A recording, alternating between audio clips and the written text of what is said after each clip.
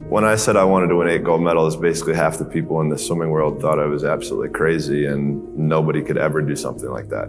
But for me, I was somebody who believed in it and somebody who believed in the process of getting there. I knew it wasn't gonna happen overnight, like I said before, but every little small thing that we did was a small stepping stone in order to even be able to have that chance and that opportunity to do what I did in 2008. So, when I say from 2002 to 2008 was basically trial and error. So for me, in 2002, that's really when I started amping up my event schedule, where I was swimming 4 to 5 individual events and having a couple relays at Pan Pacs, World Championships, major international competitions throughout that time frame. Because at that time, at the Olympic Games, that's that's where I think the real truth comes out. Because I think there are a lot of people who are very talented who can make it there. There are very few people who can deal with the pressure and the stress that happens when we're there. So that's why I say we had to make sure that we were physically, emotionally, and mentally ready, because I had to be ready to be able to kind of manage my emotions through that week. Yeah, winning a gold medal is absolutely incredible. There's nothing better than standing on the podium listening to your national anthem play after you had just won a gold medal. But for me, I'm somebody who I knew that I had 7 other events after the first day. So I have to throw that in the back of my head. I got to throw that race out. Even though if even like in 08, I broke a world record, won gold, won my first gold medal. Like, I was like, cool, like things are starting really well.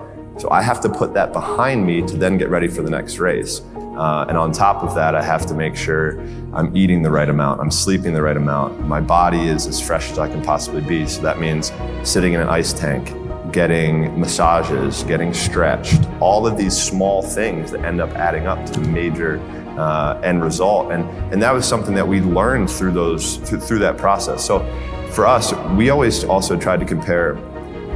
Every day is a new challenge, right? Every day is a challenge, is a day that we can prepare ourselves even more. So for us, we would call it putting money into the bank. So at the end of the year, when we had a major international competition, we could withdraw that money that we had saved throughout the year. And look, I'll be the first one to tell you, there were a lot of days where I did not want to get out of bed. And I guarantee you, if I ask the question here, if everybody is excited to get out of bed every single day, if I saw a hand, I'm going to blatantly call you a liar. Because we all know that is far from the truth. But if you have those little small goals, those little small things that get you excited when you don't want to, it's gonna make it even better and even easier at the end when you're getting ready for a presentation or the end of the year or this or that, whatever event you're leading up to. It's gonna make it so much easier. And I think if you look at the greats in anything in any walk of life, the greats do things when they don't always want to. And that's the separation. For me, that's what I've found. Because I can sure as hell tell you that there were days where I hated my coach. There were days where we got in fights, we got in arguments, we couldn't stand what we were doing. I would do things purposely to piss him off, but that's a different story. But I think that was just really how we worked. Like, he was somebody who was so perfect for me that if I ever would have swam for anybody else, I never would have had the chance to do what I did, because he challenged me in ways and forced my mind to think differently.